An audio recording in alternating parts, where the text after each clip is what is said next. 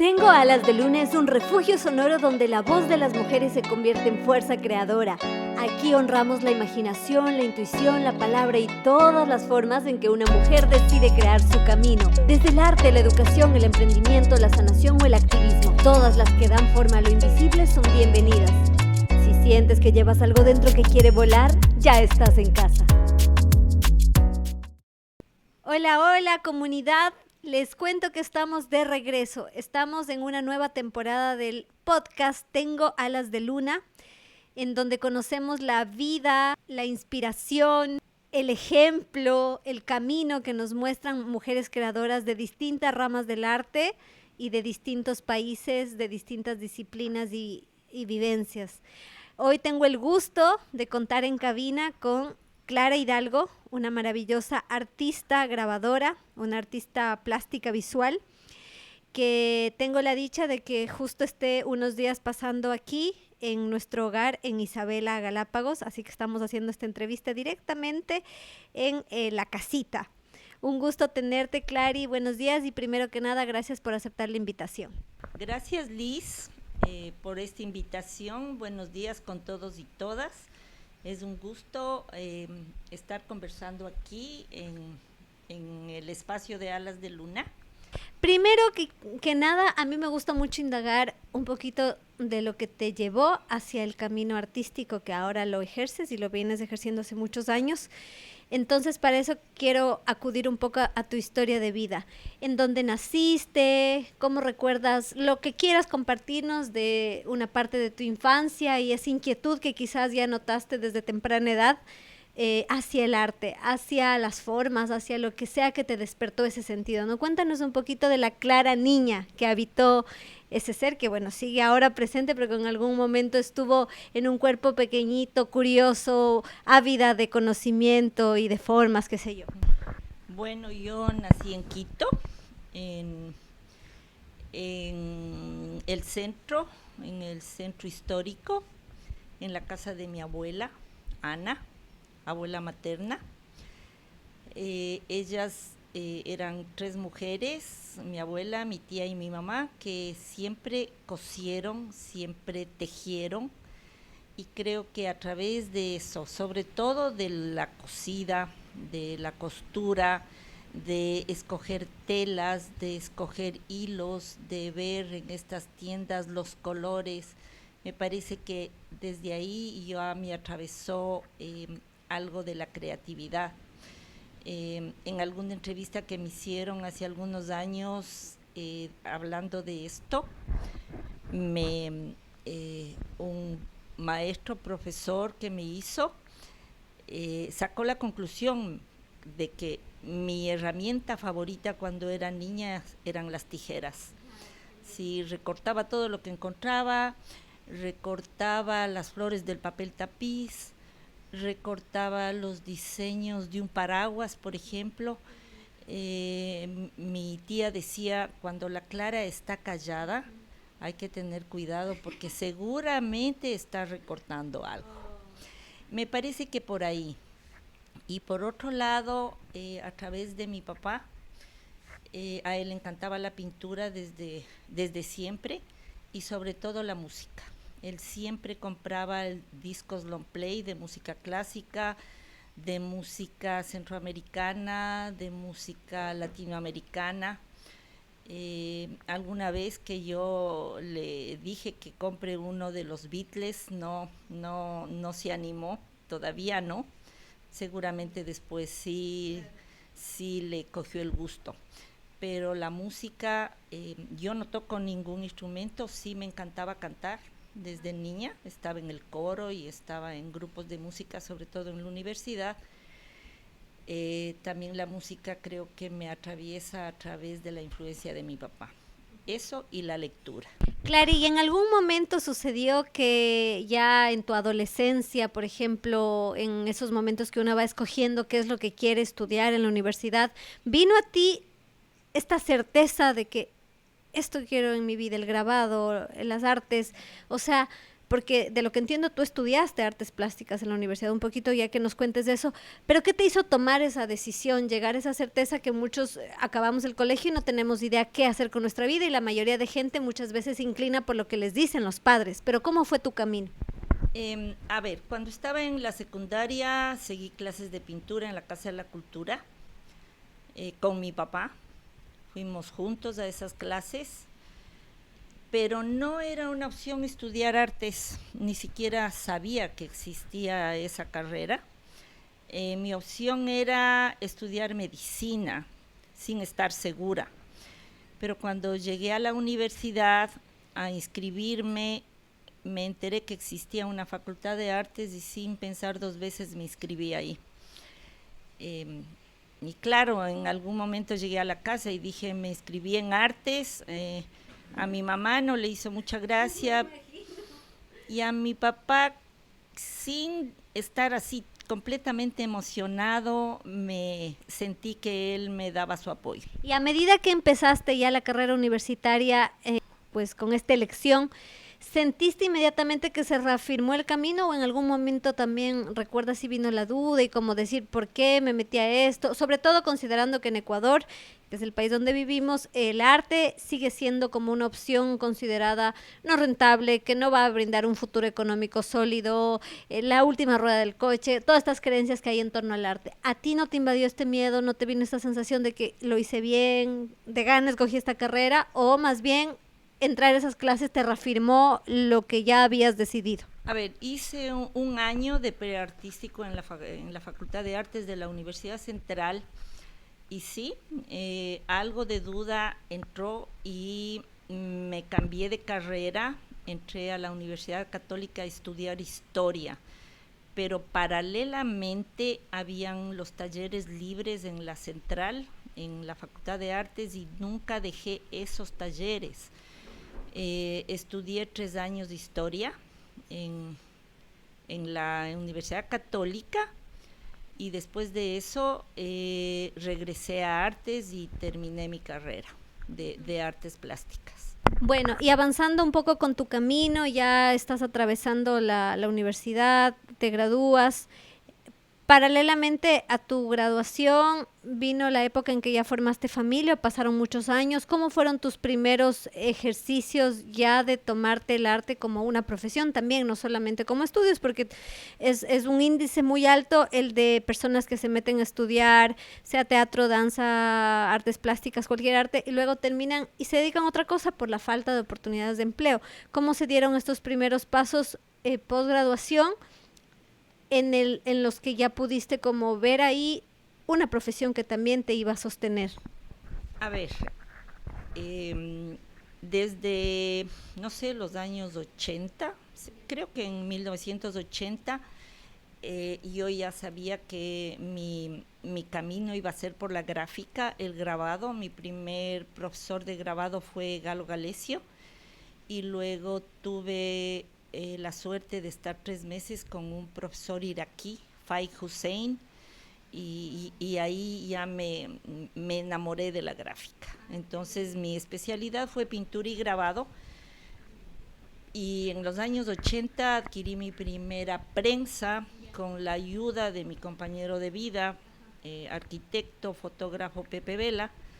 Entre los dos y con la ayuda de un familiar nos importamos una prensa de grabado. Fue la primera prensa que tenemos y esa prensa existe hasta ahora. Y armamos con María Salazar, mi compañera igual casi de vida, de todo, desde la infancia.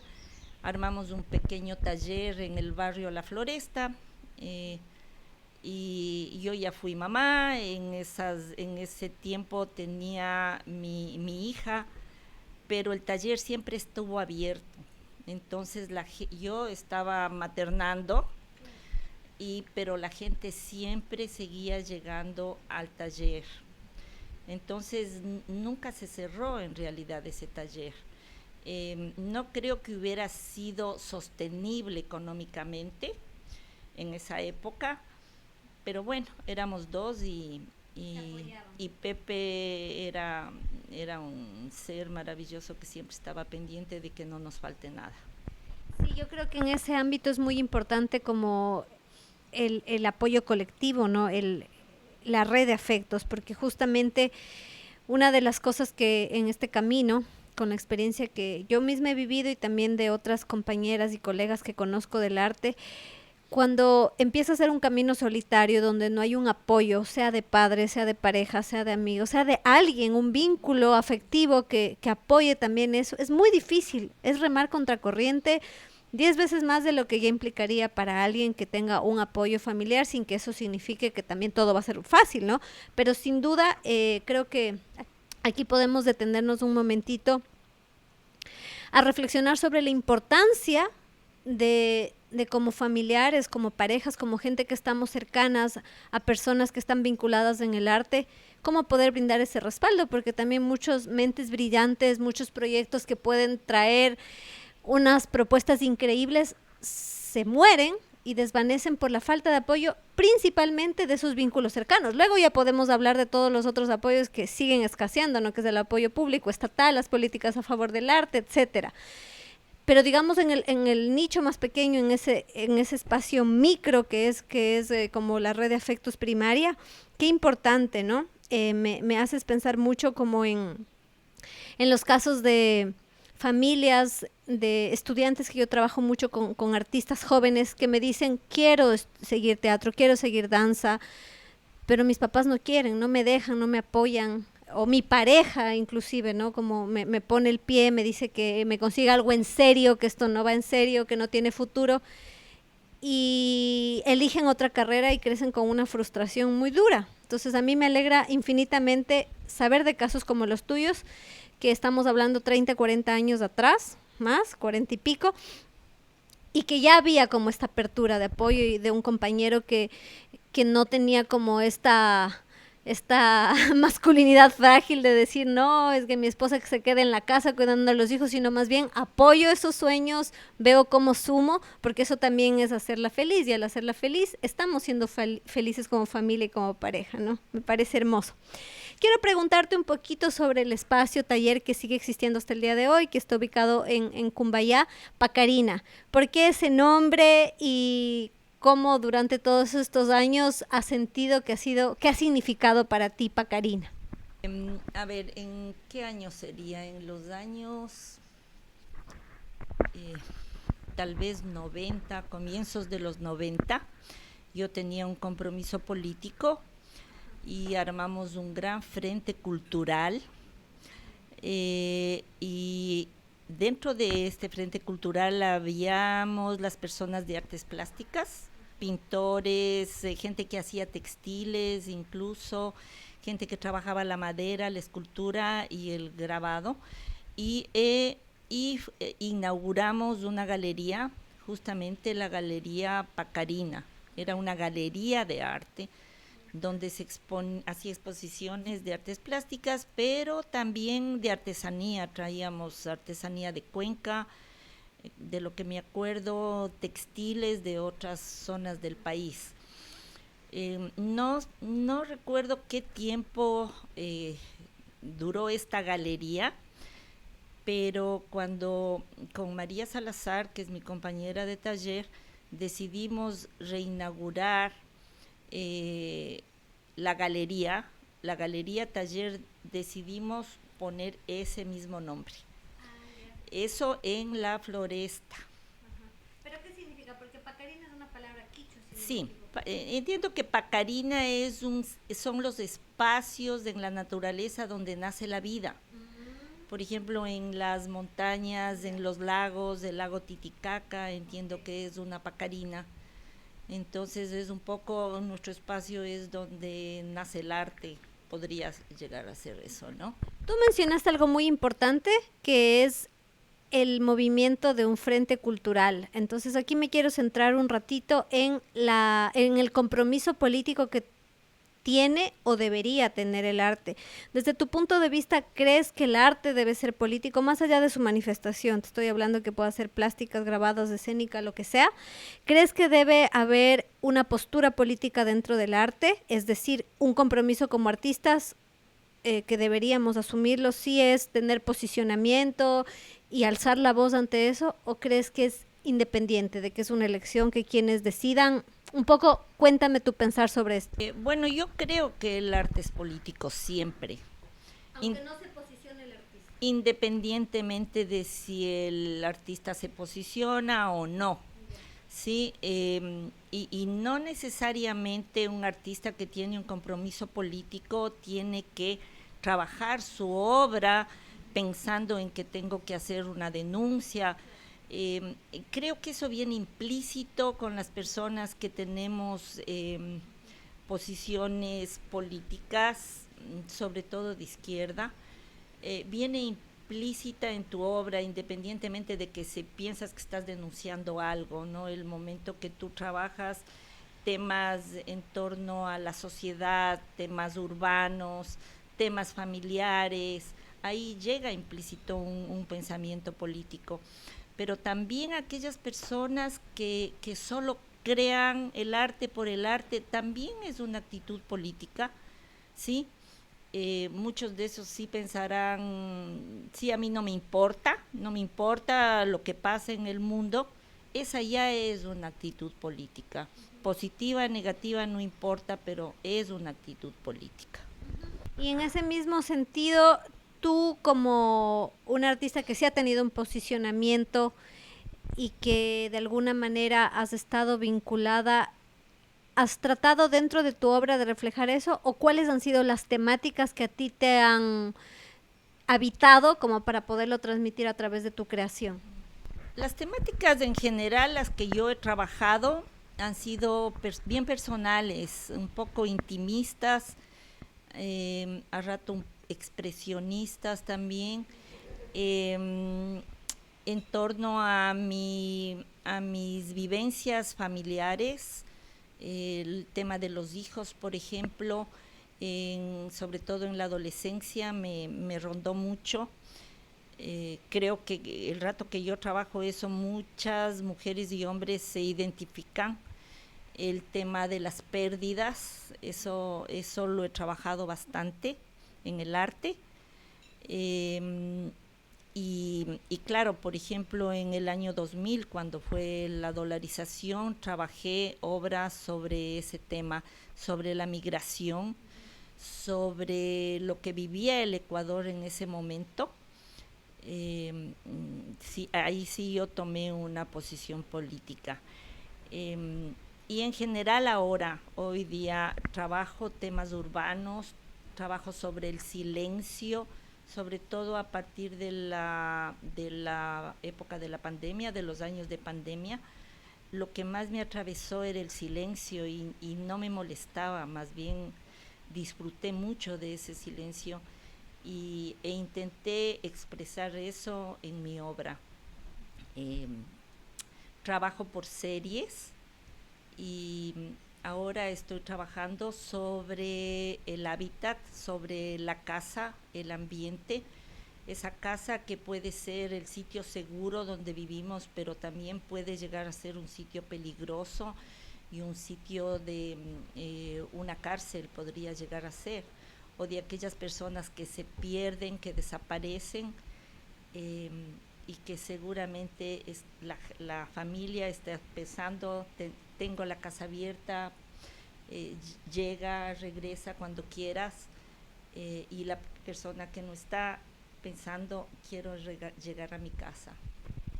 Hablando un poco de esto del arte político, en Ecuador hemos tenido una historia de levantamientos y manifestaciones y rebeldía de nuestros pueblos, ¿no? A los cuales muchos nos hemos sumado.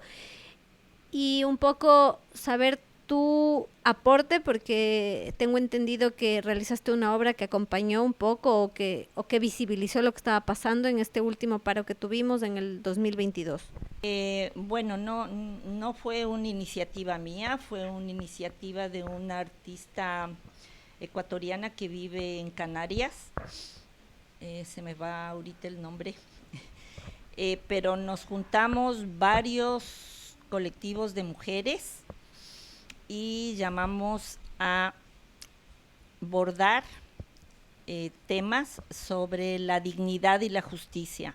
A partir del levantamiento indígena nos organizamos primero para ayudar sobre todo en la parte de dar alimentación a la gente que llegó, y segundo, invitar no solo artistas, sino a la gente en general a que vengan a bordar una pieza de 25 por 25 con los colores de la patria, amarillo, azul y rojo, a bordar, a coser, a estampar, y esas piezas las íbamos a juntar, y para eso nos reunimos en el Centro Cultural Metropolitano ya con unas 200 piezas, 200 personas que habían participado, a juntarles, y ahí como era un espacio abierto, la gente se juntó para ayudarnos a pegar las piezas.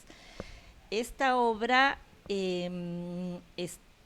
terminó siendo más o menos de 4 metros de largo por 2,50 de alto. Se ha exhibido en el Museo Yacu, se ha exhibido en la galería,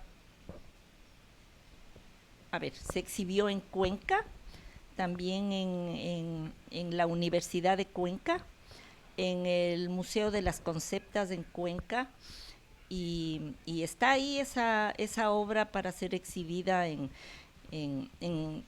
donde la requieran. Los temas en principio fueron el levantamiento, la dignidad y la justicia para aquellas personas que fueron reprimidas, que perdieron ojos, que fueron asesinadas también. Y luego esa obra fue evolucionando de tema. Enseguida, casi a los pocos meses, hubo el asesinato de María Belén Bernal en manos de su pareja, un policía, dentro de un recinto policial. Entonces, igual eso fue, la gente se siguió sumando, no fue una convocatoria, sino madres de chicas asesinadas, muchas personas que se sentían afectadas por casos de feminicidio, se acercaron a abordar su aporte para irle sumando a la manta. Y así fue avanzando hasta que terminó el gobierno de Lasso, de Guillermo Lasso. En ese momento terminamos la manta, pero los temas fueron evolucionando en la medida que pasaba el tiempo, de acuerdo a lo que sucedía. ¿Dónde está ahora? La manta está en custodia de Tania Lombeida ahorita. Ella es una artista que también es activista y tienen un grupo que se llaman Las Emancipadas.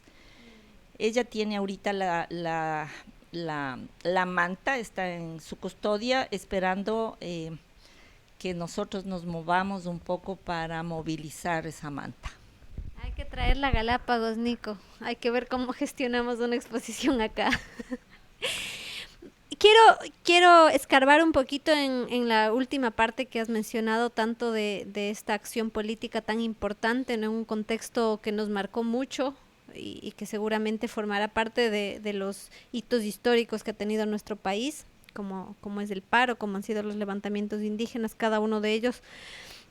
Pero momentos atrás mencionaste también desde el nivel personal cómo el arte acompaña, repara, ayuda a gestionar de alguna manera otros momentos también personales, no solo colectivos, como el tema de la maternidad que mencionabas, como la pérdida. Y un poco quiero preguntarte en ese sentido, ¿tú crees que el arte es sanador, que el arte tiene algún tipo de función terapéutica, tanto a nivel colectivo como a las sociedades, que nos ayuda a sensibilizar, pero a nivel personal también, alguien que ha vivido una pérdida, un dolor profundo, problemas que de pronto desde la razón lógica no los puede llegar a dilucidar como por dónde encontrar una solución, pero que el arte termina siendo un lenguaje, un acompañamiento, una especie de medicina, también la llamo yo? ¿Cómo piensas? ¿Cuál es tu criterio al respecto sobre esa función más sanadora, más terapéutica, más reparadora, si quieres, respecto al arte? Bueno, para mí, sin el arte, realmente no sé no sé qué hubiera podido hacer. Para mí el arte es completamente sanador y yo avanzo en mi vida cada día levantándome pensando qué es lo que voy a hacer cada día de mi vida. Hay días que no hago nada, por supuesto, pero en la cabeza le estoy dando vueltas, independientemente de lo que yo haga. El taller, mi taller, que es Pacarina también, es el tercer Pacarina que está en Cumbayá. Es un taller abierto para las personas que quieran venir a ser grabado. Les damos asistencia técnica. Está el taller completamente armado y hace 2 años inauguramos la Galería Pacarina, que es un taller de arte gráfico, es una galería de arte gráfico de pequeño formato. Cada año hemos hecho 3, el primer año hicimos 4 exposiciones, el segundo 3 exposiciones, y en este año ya hicimos una de Gabriel García Carolis, y ahora en abril inauguramos una colectiva de las miembros de Pacarina. Clary, ya estamos entrando a la etapa final de esta entrevista, de este diálogo, más bien me gusta más que sea así. ¿Qué es lo que se viene? Un poco de todo este recorrido que nos has contado y de esta exposición que se abre dentro de tu espacio también como gestora cultural, porque sostener un espacio de galería entra a la otra parte más allá de creadora, de sostenedora, ¿no es cierto? Que eso es mucho del oficio de la gestora cultural. Pero a nivel personal como creadora, ¿qué anda rondando en tu cabeza, en tu corazón como para poder crear? ¿Qué sueños artísticos todavía te hacen palpitar el corazón y decir, bueno, me gustaría alcanzar esto, ¿no? Como qué tipo de ambiciones artísticas, sin que la palabra ambición tenga una connotación como de querer acapararlo, sino más bien desde esos deseos profundos que nos mueven el alma. A ver, con respecto a mi creación, yo voy el día a día. Ya no me interesa, digamos, no me interesa ir a una bienal o ir a no sé qué. No. Creo que en el fondo nunca me ha interesado mucho. Lo que sí me interesa es mantener el colectivo de artistas, hacer intercambio. Creo que a través de la Pacarina hemos dado a conocer lo que es el grabado, la importancia que para la gente tener una obra de arte que tiene un costo asequible, que es un original múltiple. Hay mucho que aprender. Hay mucho que aprender sobre lo que es el grabado. Hay muchas técnicas. La serigrafía, que creo que es lo más conocido, es una técnica de gráfica. Eso es, creo que lo que me interesa es eso, mantener el colectivo, mantener la galería, mantener el taller para que la gente se acerque. Las exposiciones que hemos hecho, hemos tenido exposiciones colectivas de chicas y chicos de entre 20 y 30 años y mujeres que ya estamos cerca de los 70. Entonces, muchas, digamos, hay muchas generaciones de artistas han pasado por nuestro taller. Esto que dices de lo colectivo también, porque esos sueños personales, creadores, también creo que si no son acompañadas por el colectivo a veces pierden fuerza, ¿no? Eso es lo que a una le termina también reanimando. Me gustaría hacerte una pregunta más enfocada en ese proceso creativo dentro de tu mente, tu espíritu, en el momento en el que tú estás creando, que estás haciendo un grabado. ¿Qué es lo que más disfrutas de ese proceso?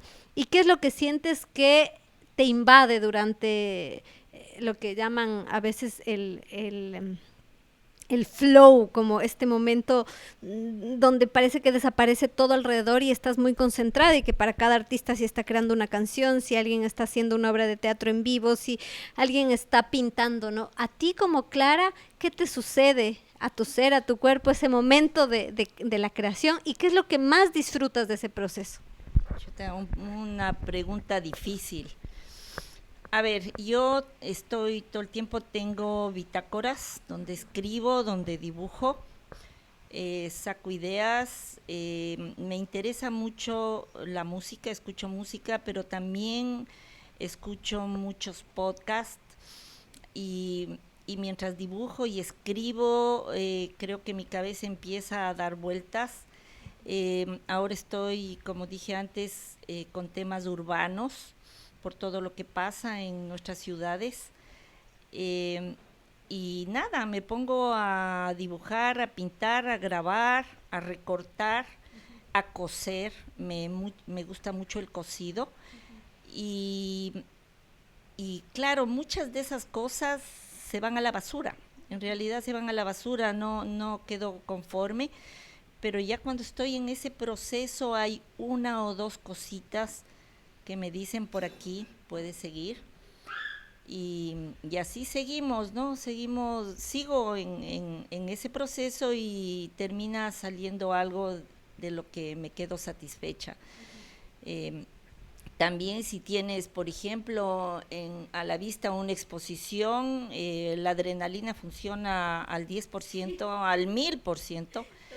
Entonces ahí ya es como, ya, Abstraerse del mundo y... sí, ahí ya me perdieron. Clary, hay mucha gente que nos escucha joven, que está empezando a tomar la decisión de irse por el camino artístico, y tú que ya vienes con un recorrido, me gustaría que le digas qué palabras pudieras como recomendar a la gente que está con un deseo del arte, de una búsqueda, y como que tiene ese impulso, a veces apoyado, a veces no apoyado, pero que están en ese impulso. Es difícil recomendar, las situaciones son bien particulares. Puede haber un ambiente familiar donde hay la acogida de esas inquietudes de los jóvenes. Hay chicos a los que no se les apoya. Eh, la vida es larga, la vida da las vueltas. Eh, digamos, independientemente de lo que ustedes hagan o les obliguen a hacer, sigan haciendo paralelamente el arte.